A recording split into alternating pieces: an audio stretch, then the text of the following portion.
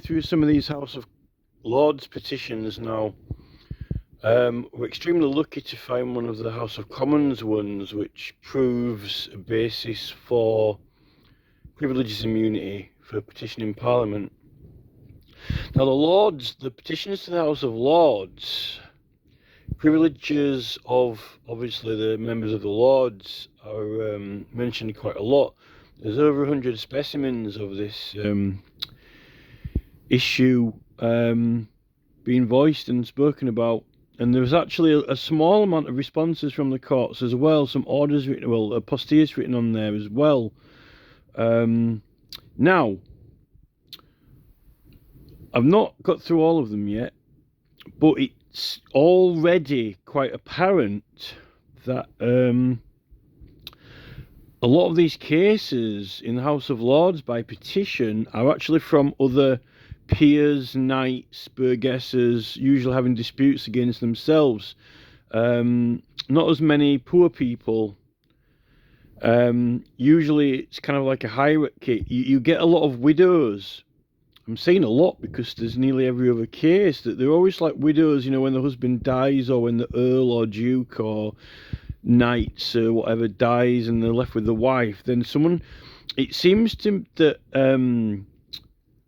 people seem to try and either move in and swindle, cheat, or claim their lands from them, other peers, disputes between different peers, or the wives themselves are pretending that they own more land, or they're wanting to get more land or more money. We don't really know who's telling. It's hard to establish who's telling the truth just from the statements, because all you can go by with this is from the statement.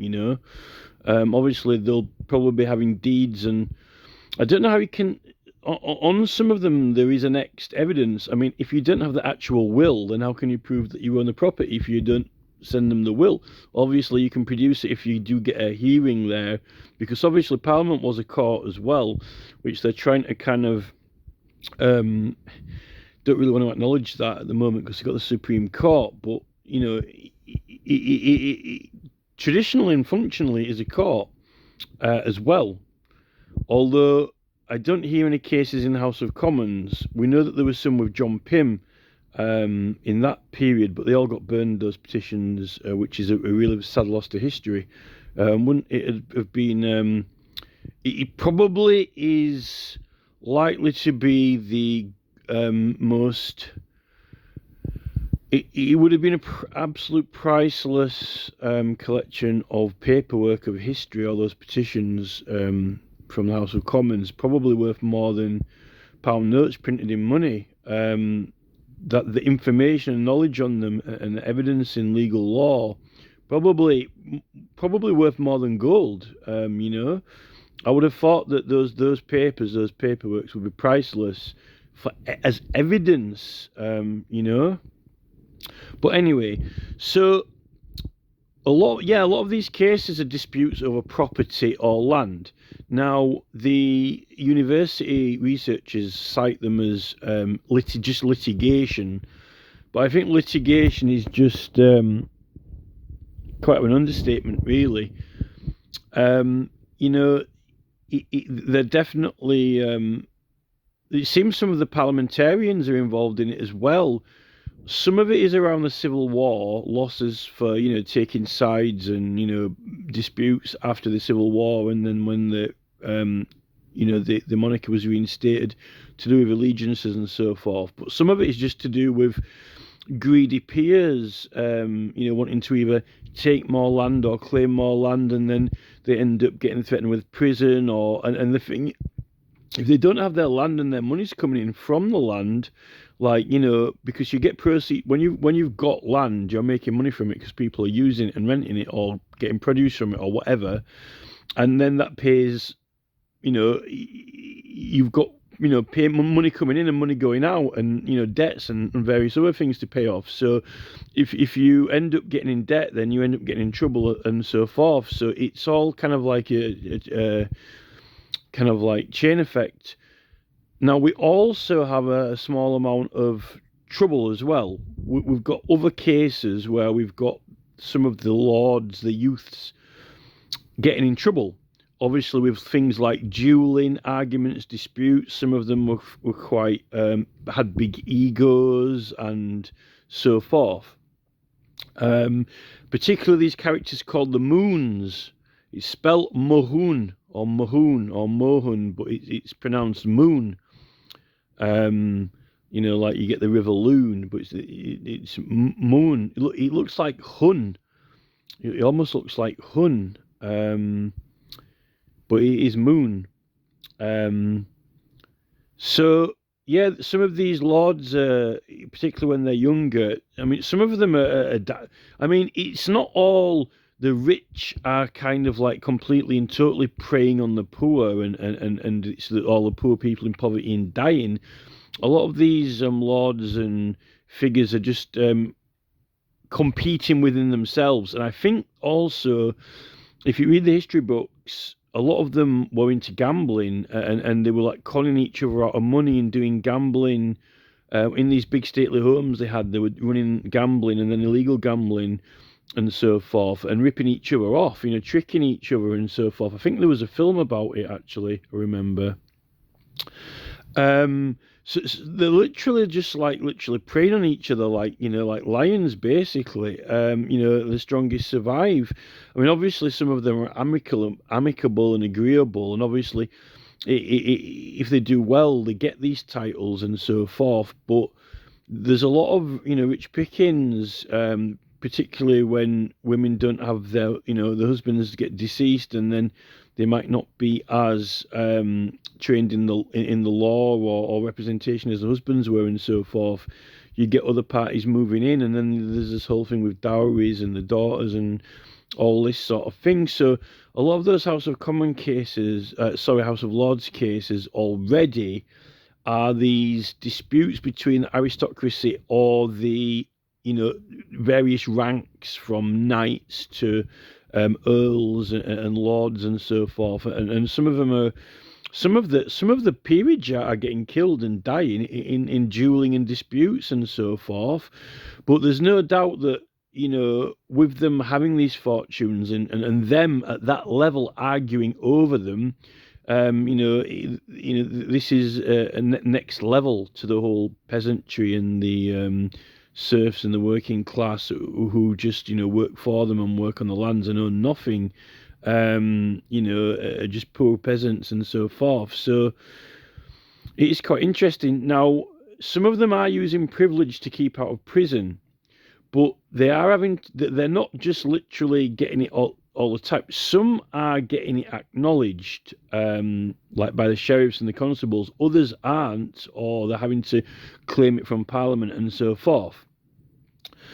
Now, it seems that it is protecting them criminally or keeping them out of prison, but it's not protecting them from civil suits. Although I've seen some cases of where they might be trying to claim it, but I'm not entirely certain. I'll have to wait until I finish reading through it all. But there's even some members of House of Commons getting involved. But it does seem like, obviously, you can't use the privilege to protect you against civil suit.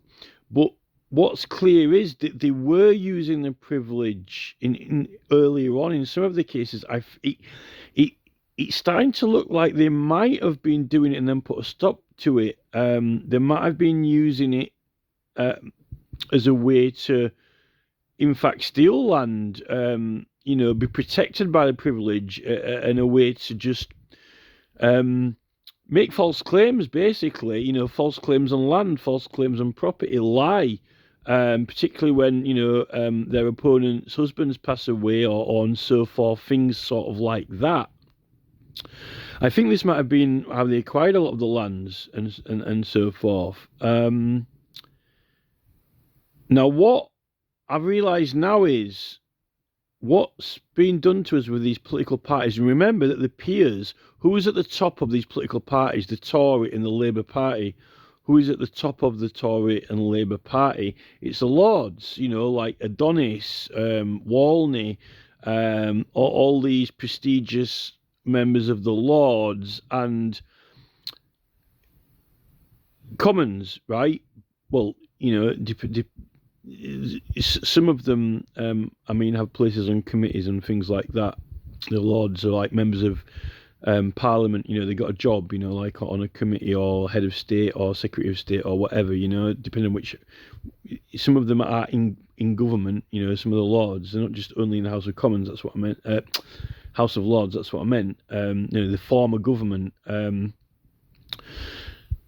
It seems to me that I think what we're dealing with now is that these people have got these companies, you know, they had all these adventuring companies going overseas, trading and so forth and so forth and so forth.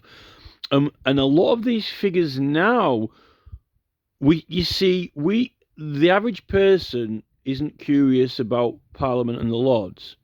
The average person maybe knows a few MPs, maybe knows their own MP, you know, might know people like Jimmy Savile, or have heard of, Sir David Attenborough, things like that. All these figures in the House of Lords who have done this or done that, you know, aren't privy to most people. They can't reel the names off. They don't know what they've done, how they got there, what various meetings were going on abroad, overseas, and various committees and dealings and the intricacy. Now there are even more lords. You know, we've got this Baroness Moan with a yacht and a laundry companies and all this stuff, right? Now, I think the fact that the average person doesn't know the ownership hierarchy of what lands and companies and businesses are these House of Lords people involved in, right? And I think that now that we've got this issue with BlackRock and Vanguard and so forth, it seems to me that what's happening to us, the public, not just, workers in mills and factories and farmers and so forth, rather than just lords and ladies holding houses and lands and, you know, money being made off it, and then there's certain adventure companies and shipping companies and so forth, blah, blah, blah. I think that, you know, there's been fights and battles between them, and they've been bought out and taken over, maybe strategically, and then in the stock market and so forth and so forth, but a lot more friendly and modern appearing on the face of it, but probably more of the darker strategy underneath, which is what we find out with all this BlackRock Vanguard. And then there's all, you know, Prince Andrew's business involvement, so we're not allowed to know about Philip and Charles's, private money business and so forth, will and so forth. But what is clear now is that all this kind of like BT, David Cameron selling off Royal Mail, all of that was kind of strategic. I'm seeing it a lot more now, like these lords fighting and picking at each other, and then, you know, it's, you know, so some of them, you know, obviously there's good people. I'm not saying there aren't good people and people who reward people for doing good, but it's usually rewarding people for being loyal to what they want to do in their cause, as much as just good for the sake of good. We're talking about loyalty cards, you know. This is to do with the Civil War, royalist or parliamentarians and so forth, you know. No poor people did well out of the Civil War because they ended up being the victims in between the battle, you know, like the bloody Indians, in the Civil War in America. So it's very clear now that all of this health thing with the food and them owning the food, and all of this David Cameron selling all the electricity, Royal Mail off, blah, blah, blah, blah, and then them bringing the tech in and the mobile phones and getting the surveillance in, it's very much kind of like we are pretty much the victims, like the peasants in it all, and then they're buying each other out and taking each other over and then trying to get loyalty and then, you know, hierarchy of command, just literally to gain a monopoly and control of the whole thing, which now we've all realised is alarm bells are ringing. And I think that with, you know, you've got tall people, short people, fat people, thin people, healthy people, unhealthy people, but you see, you've got your gullible people who, you know, munch on donuts all day at all levels. You haven't just got the peasants who are Well, this is the thing, the peasants aren't starving now. Instead of starving us to death, what they've done is fed us to death. They've got us going to the McDonald's, supermarket bag, Lidl, burnt toast, soups, whatever, although Jeremy Corbyn will argue that there's loads of people starving, but there's a lot more people diabetic and overweight than there are starving to death with no food, that's for sure.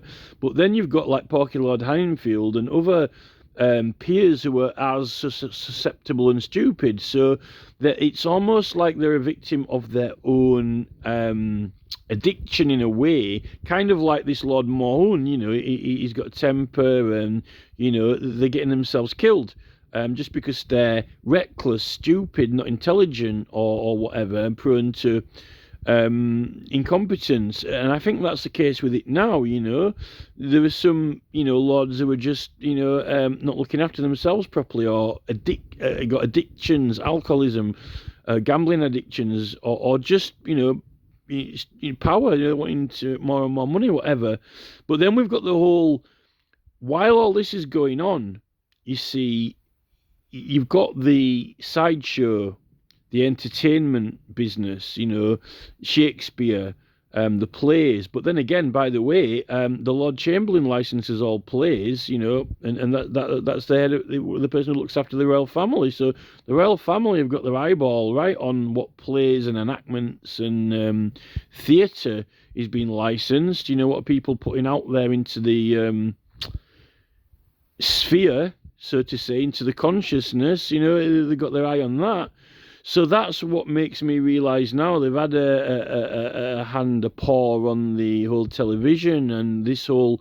Then you see there's a very, very strong, prominent link between the Lord Chamberlain and his licensing of plays and the royal interest in theatre, the theatre of life, not the theatre of EastEnders or Emmerdale Farm or a soap, but the real happenings of life. And then that's when now I've realised, you've got your Epstein characters. I don't know who will be the UK equivalent of Epstein, but there might be one. It could be Simon Cowell, someone like that. But Anton Deck, David Dickinson, and Beadle. But we're looking at Tom Jones. So Tom Jones' songs are licensed and produced, right? And someone threw the suggestion in, which I knew all along. That's how he got his knighthood, with his burning down the house. So I'm absolutely convinced now with Sir Tom Jones burning down the house, which is a joke. It's muse. It's a very, very particular musing of the royals for burning down Parliament and losing all the petition evidence. There's no doubt about it. Straight out of the royal family, Lord Chamberlain connection. And then we had that stunt the other day. After that guy was on Resistance GB, proving our right to bear arms, then one little terrorist incident up in the Lake District where a little boy gets killed by a shotgun chasing rabbits, but perfectly timed. So I'm quite convinced now that we're not looking at theatre and movies, it's real life. These people are the producers, the directors of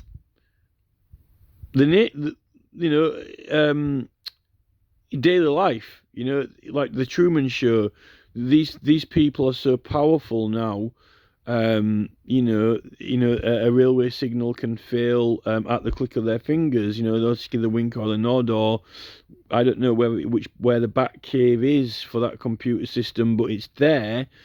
And they are, in fact, like Rod Stewart, In fact, I think Rod Stewart having that train set in his attic and him being a train set enthusiast is another one of their jokes, because he's only Sir Rod Stewart. So obviously, where is Baron Munchausen? Where's the king of the railway sets? The god of the railways, and it ain't just a toy train set or a battle enactment, a board game on a table. This is real life. So that's pretty much where I am with it. These people are not immune from civil litigation when it comes to lands and things like that. But that's the problem now. I mean, we had that guy, go off to Australia, make $1 million, come back. He bought an entire estate off Ramsden, and then he gave it to the town, but he isn't giving it to the town. He's giving it to the king because it's His Majesty's government. Stuff like that, and then it ends up in the hands of William Legg and so forth. These people are amusers. They name things to amuse themselves. If there's any young whippersnappers doing well and they're not loyal, that they're not licking their boots, then they have to be sent a message, given a signal that they have to know their place. The powers of God, the forces around them, frown or smile upon them. And that's exactly what happened to me in the first proper video that I edited. It all went mysteriously wrong. It had this little royal bit in it, and the powers intervened, and that's when I realised these gods are smiling or frowning upon us depending on whether we favour their fancy or not. And then speed cameras can go off, and the toy train set is set up for fortune or favour, or misfortune or favour. There are real life incidents that are unfortunate accidents, but I think that there's more to it than that. So, that's the way it is. They've got the money, we haven't. Now, when it comes to this privilege business, we don't really know who's behind all these things. You see, now that they've got all these policies they've brought in, consent, submit, accept. So, once a lot of these policies you sign up for, you relinquish your right. We don't sue people as much in England. No one can afford to. The lawyers won't even take it on. And even if you get a lawyer, are they really on your side or not? A lot of people don't get their money back. They've made up all this tosh about, whether you claim for costs and all this.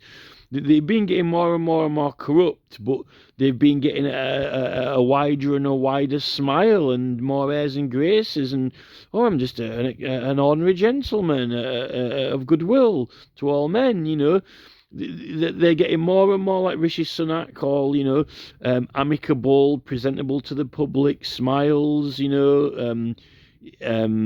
cotton gloves, and so forth. But yet the hidden takeover power behind it and the plotting and scheming has gone to extraordinary proportion to where we've all been put out of health. And they're just doing what they want to the lands everywhere.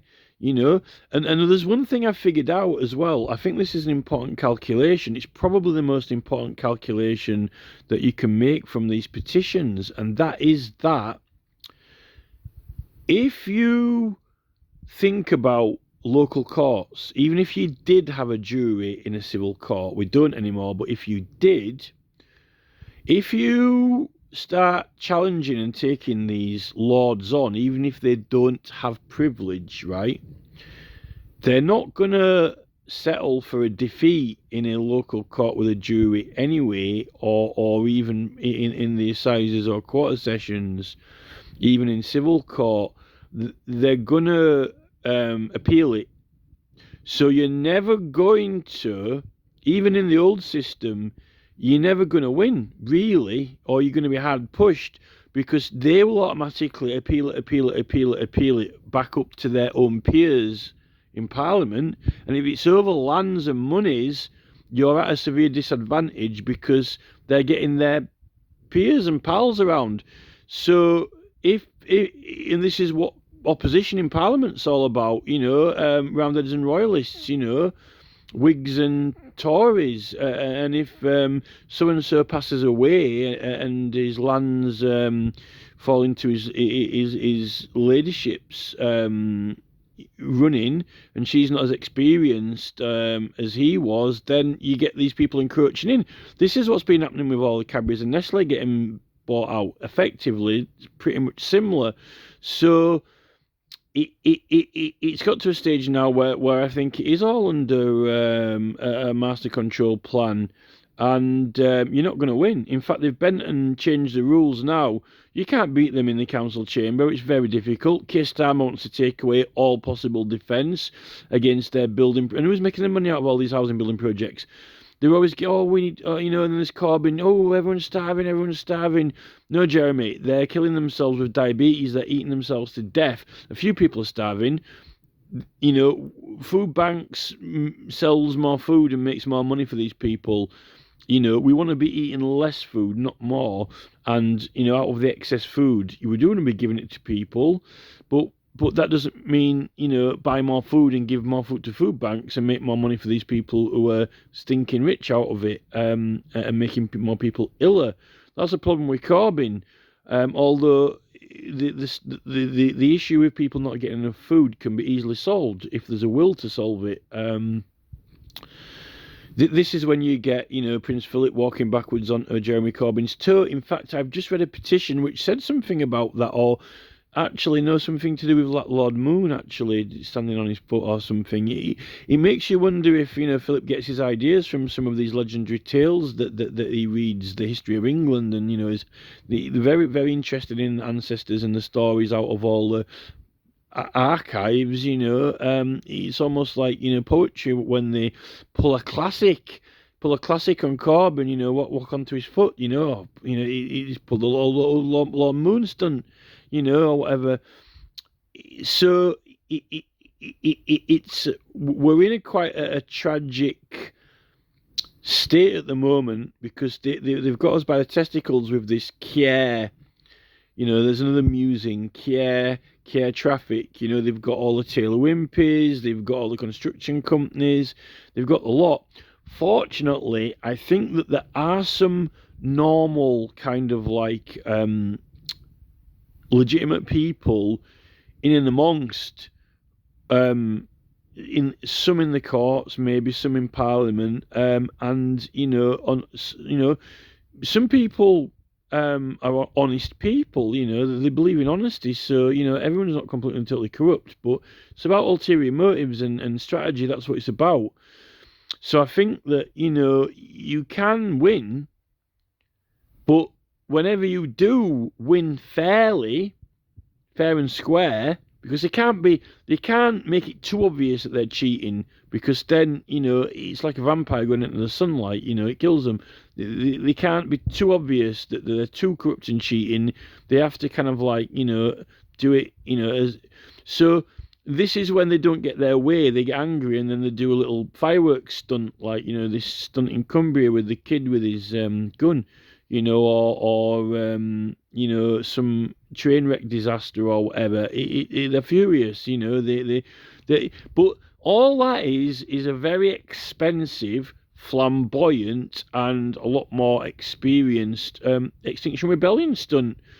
The only difference is that Extinction Rebellion sit there and own up to it. These people don't own up to their terrorist activities, their stunts, and that's the thing, proving that they exist. Unfortunately, these people have commissioned and put in place the police chiefs and so forth. They've designed the training programs, and they've commissioned their equipment, and everything has been given to them, so they don't have the capacity to operate outside of that. They don't have the devices, because these people have got better devices. They don't have the training or equipment all the time, and their policies, the police policies, are not to operate outside of those lines of inquiry. So at the moment, it's a bit like Madeleine McCann, you know. In fact, Madeleine McCann's a test to see if the police, you know, making sure that they're not thinking outside of the box or operating outside of the box. So that's kind of like how I think it is at the moment. It's quite clear to see that this is about taking over all the companies effectively, and having a complete and total monopoly on them, and everything appears quite, you know, tea and biscuits on the outside, and, you know, knitting needles and post offices, and, you know, jam buns and that, and nice nods and smile in the street. But while people are eating themselves to death with diabetes, and you know, turning up to the O2 Arena in massive herds and swarms for something they can't even really see at the front properly, and getting them to all believe that that's the best thing since sliced bread. because people don't really know what's going on, they're just living life doing what everyone else is doing. This is why I don't like television. It's a sideshow, it's a distraction, this whole morning TV and so forth. It's a distraction from the truth, and getting large groups of people, particularly, I mean, the whole football thing must be one of the greatest achievements. And then they did a little terrorist stunt with that Hillsborough thing, just to make sure that it must have, whatever happened with the Hillsborough thing, that must have been a great thrill to be able to murder and kill massive amounts of people at a football match, no crowds to be afraid of there, so I don't know what MI5 and Lord Walney are freaking out about all the protesters kicking off, because they eat stadiums full of people for breakfast. These people, with a very diabolically planned strategy. These are the people who strategize on battlefield boards. Forget Rod Stewart with his toy train set. These people, they sit staring at the model of the town, thinking, what is a line of sight from this room to that room? Who else?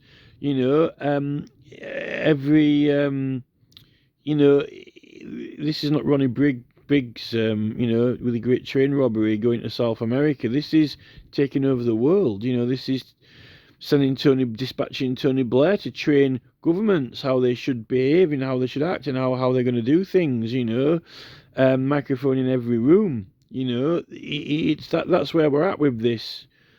So, I'm not saying that you can't win, but when you play by the rules and you do succeed, it always seems that they always spoil it. They always strike back and stamp the fist down. If you go into court and you happen to get a legitimate person who isn't completely and totally corrupt, like Jonathan Swift with his illegal attorney action for the congestion charge in his younger days, and then he ends up judging whether ULEZ is legal or not. He's not going to write off his entire life work, is he?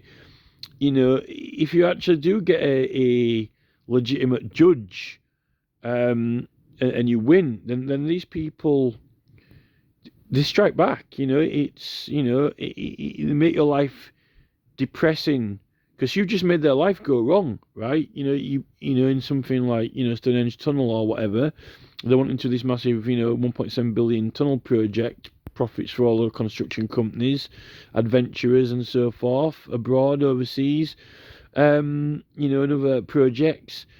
You'll suffer. You'll win, and then when you get home, your favourite house down the street will be demolished, or the park will get bulldozed, and you can't beat these people. They if you win, if you beat them, then you come home to disaster. Your friend split up with a girlfriend or whatever. It can be done. It can be arranged through phone calls, messages. This and that. Boris Johnson's dad's next door neighbour is a classic example. So I'd really like to find out who these people are. I think it's a culture. I think there are just people who are like that, and birds of a feather flock together. They're on the same wavelength. Like a bit. Some people, if you don't like horror, you don't watch it. If you don't like horror films, you're not into scary things, Misfortune, Lemony Snicket, Tim Burton, Stephen King. People don't watch it. They don't go to that. If you like pranks, jokes, Beadle, Ant and Dec, people's misfortune, it's a thing, that exists, and honing in on other people who might like a bit of that. But just like racism, don't be too overly, don't voice it too much, or it's apparently it's most people aren't into that type of thing. Almost like sex with dead bodies. Most people aren't into having sex with dead bodies. In fact, it could be illegal. Paedophilia illegal, but some people are into weird things, and I think that's what it is. Some people are into weird things, and some people have this look for your tribe, so to say, and whether or not, I'm not saying they have meetings in rooms and they all sit around and sign a declaration, but I'm saying that everyone's they do their bit. They nods and winks, across the table, so to say, but across the country, I think that's kind of that's my opinion of it. And I'm not saying it's a declared thing, but this is the thing with Tony Blair. Some people say he's one of these Fabians or whatever they're called. This World Economic Forum, a certain gentleman's club. They've got certain beliefs, certain ideas, and they have mechanisms of implementation.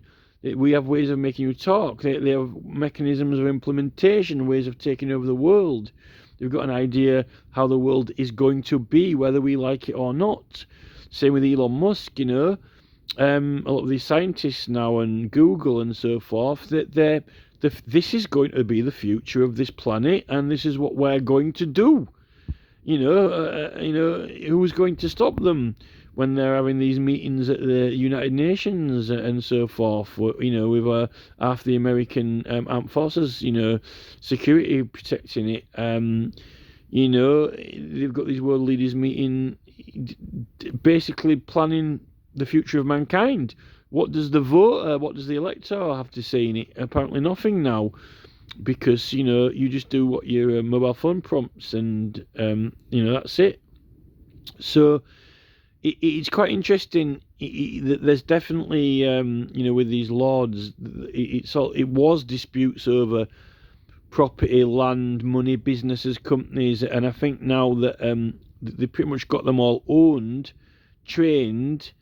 Training days, policy, and then they got these new young up and coming whippersnappers. They give them a helping hand here. Google, Sergey Brin, Mark Zuckerberg, giving them a guiding little business angels looking over them, guiding them in the right direction. Bill Gates and Nick Clegg and so forth, Elon Musk, and even if they, act, unsatisfactory, Elon Musk could, lose some money on Twitter, or the stock markets might go down and then up again, so, it's, but they're up for it, I want to make some money. I want to make a lot of money, I want to be rich, I want to make some adverts, does Mark Zuckerberg. He doesn't want to do it all for free. Make everyone on the planet not poor, feed everyone who needs feeding, and stop everyone from being self-obsessed with their own vanity and being gods on the stage with millions of worshippers. No. Mark's had a taste of the Zephyr, a bit of the he's had a sip of the sauce. He's up for it. He's up for this. He's well up for this. Millions and billions business, and getting everyone to buy his product and do his thing. March his mark, dance his dance. Use his app or whatever. So I think that's where we kind of are with it. And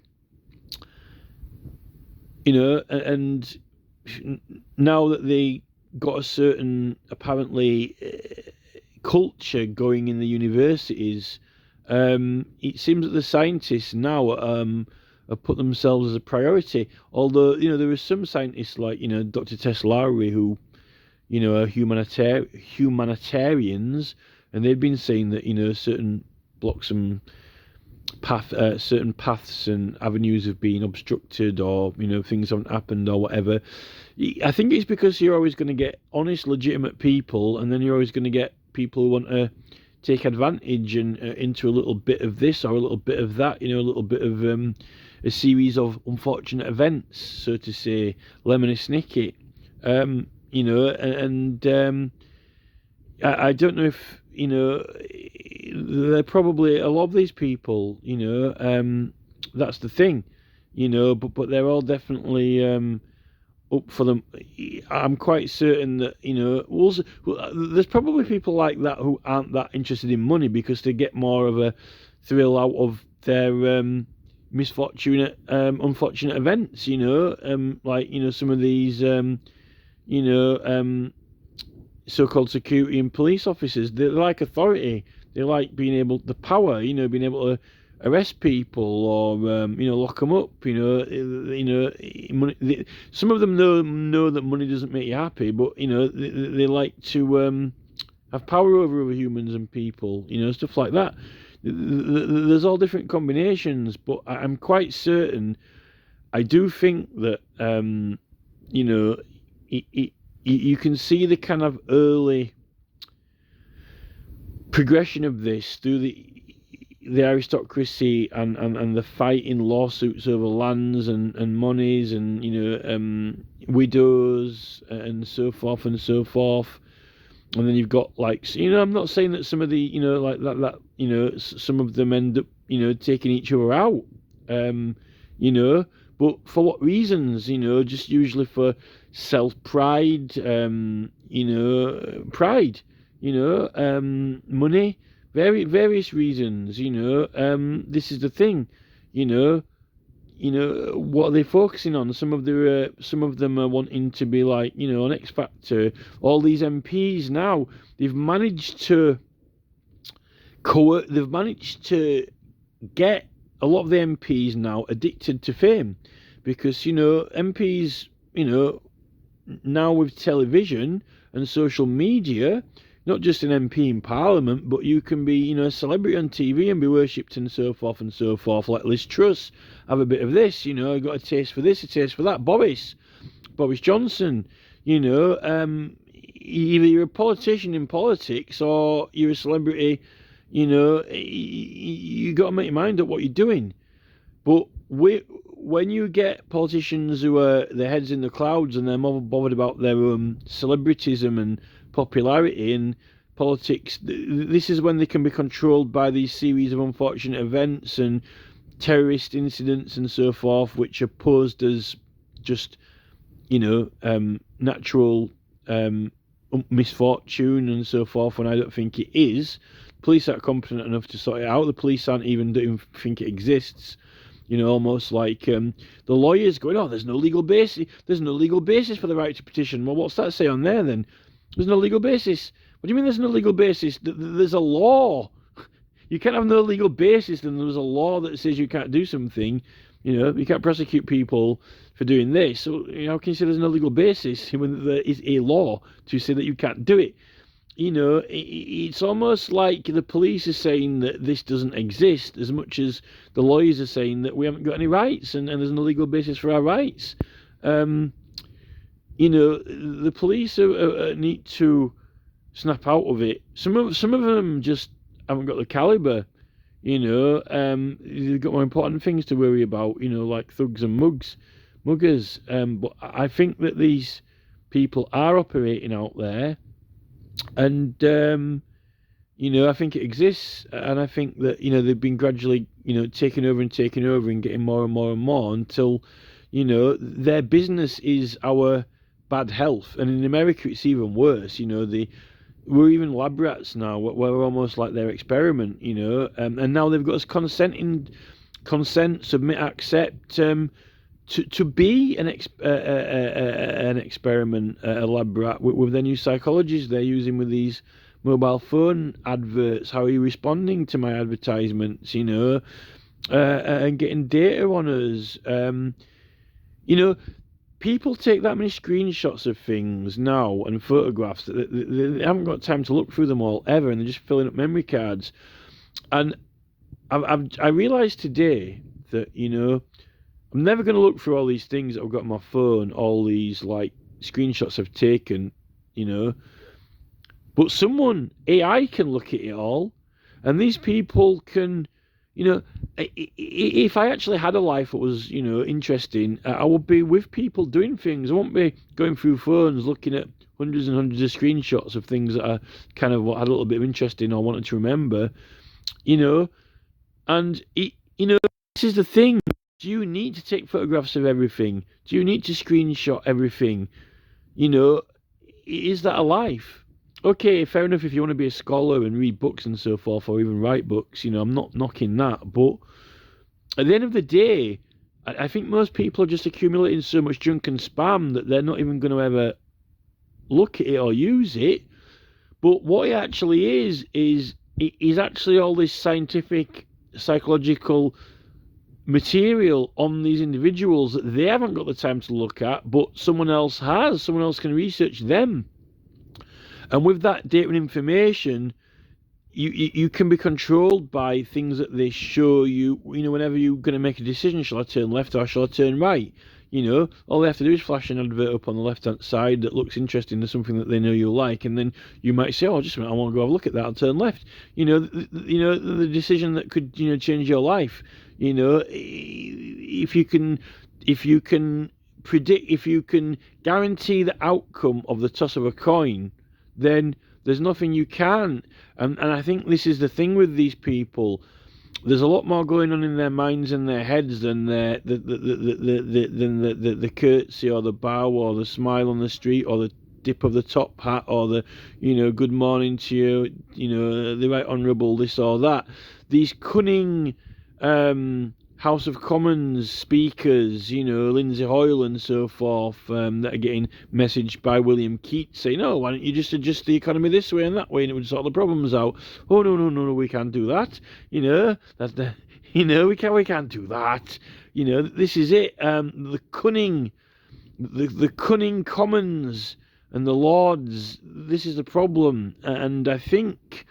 This is now Starmer's wanting to bump off all the Earls and so forth. I'm not saying that all of them are straight or bent or whatever, I don't know, but you know, they've got their new breed, the new Starmer breed, the new Zuckerberg breed, the new you know, the new tech is the, you know, tech is the new thing, you know, which rule, it's the new rule and measure, you know, it's the new ipso facto, it's the thing. So you got Musk, Zuckerberg, Sergey Brin are the new kind of like, you know, the new generation to be the new champions. You know, they're the new, they're the new players on the board, and they're sold. You know, they were sold a long time ago. You know, join the club, make the money, be famous, you know, have a taste of this, have a taste of that, and that's it. You know, that they're not gonna, you know, go into the bank and, you know, give it to the poor people and say, "Oh, well, we'll just change this on the economy and everyone's all right then." You know, Zuckerberg was all in for himself. You know, no matter how many psychologists or experts he thinks he's got in his lab, you know, he's not fucking Jesus, is he? You know, he's not a Samaritan, that's for sure. You know, this is the thing. So, you know, where are we with it all?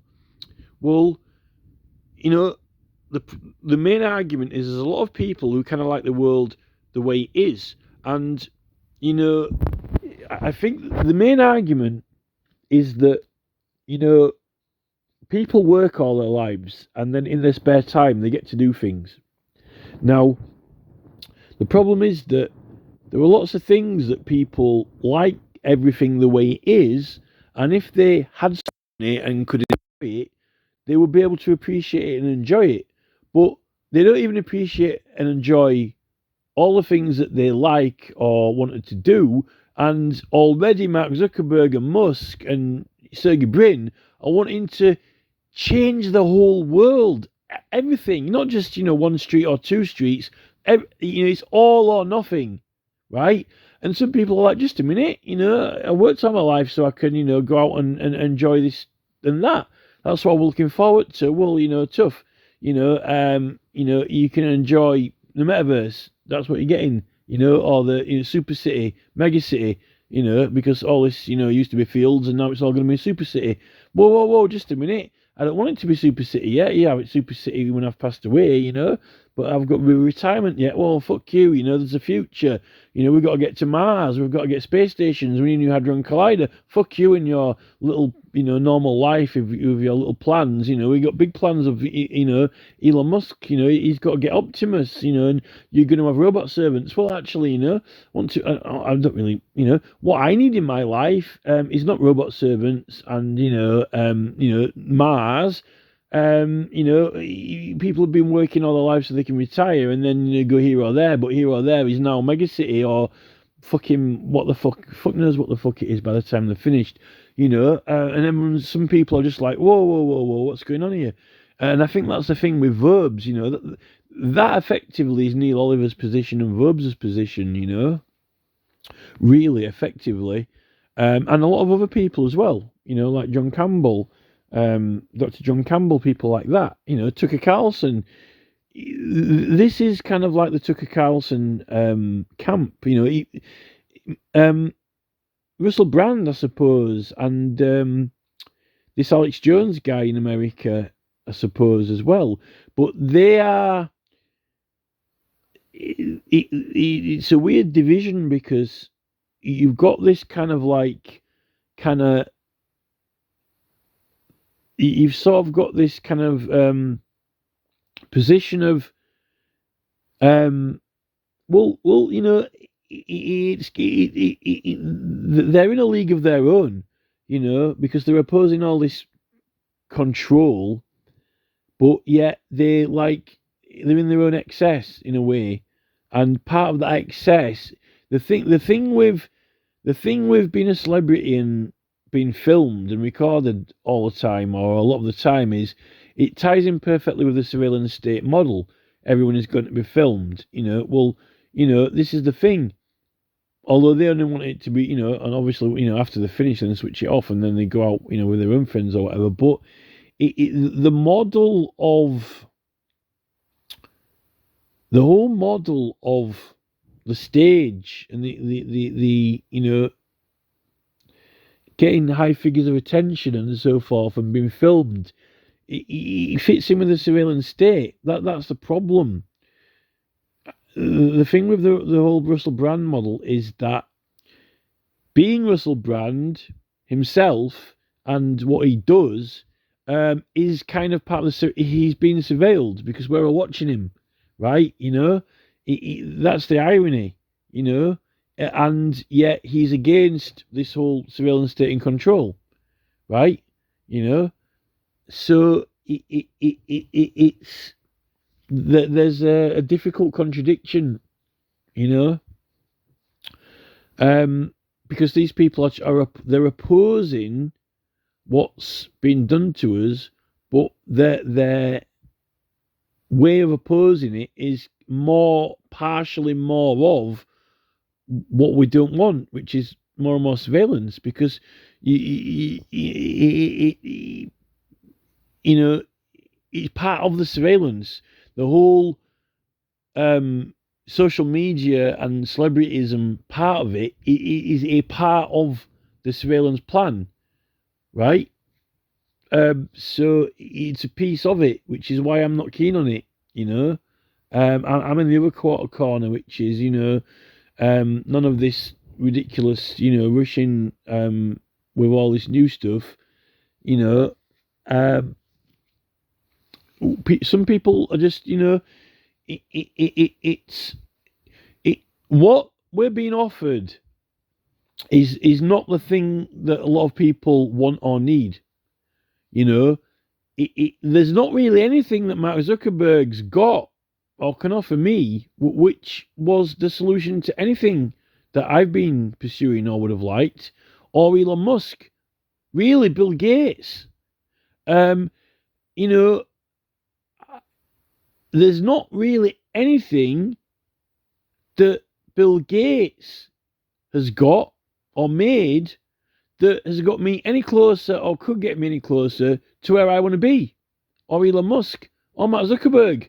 They're getting them where they want to be, and they're getting loads of people to like that and get on board with where they're wanting to go. But the thing is, they're dragging us all with them. and everyone else as well. It's kind of like everyone's got to go with them, and everyone's going to go with them.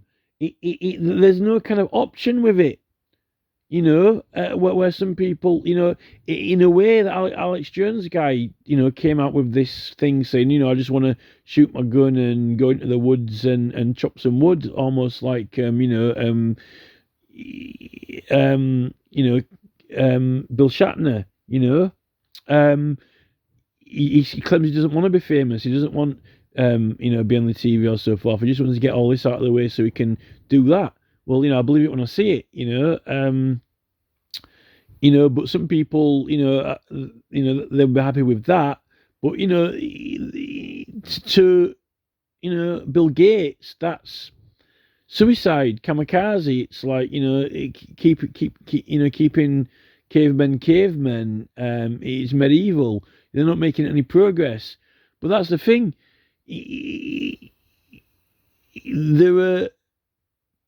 There's a progression. You see, this progression of everyone getting on together, social progression, not forced social progression, not social progression that is forced by law.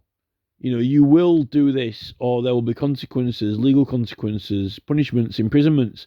Why don't people do it because they want to, because they work it out themselves that it's a better way to do that. This is the thing, and that really is where you get into the true racial, ethnical, and religious divide, because there is a divide, religious divides and so forth, and they don't really want there to be religious divides, which is why the truth is that they're really, getting everyone to wear the McDonald's uniform and ditch their religions in a way. Although they're claiming that they're welcoming all religions into McDonald's. You can come into McDonald's and wear your burqa or whatever, or your, your religious, whatever, and then it's when their children's children now are working in McDonald's, they seem to be ditching their religion, and the new corporate enterprise is almost like the new religion, which makes me wonder what religions actually. We regard religions as a spirituality, as a way of life, as some kind of worship, spiritual pursuit.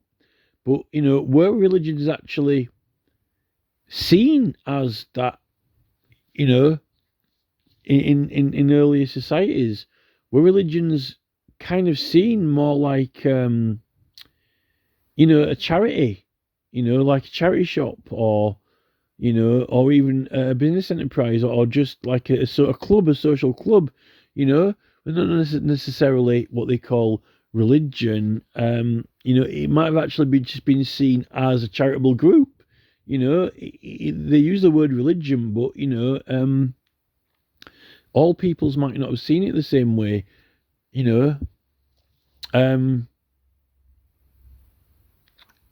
That's a good question. But anyway, so this movie guy,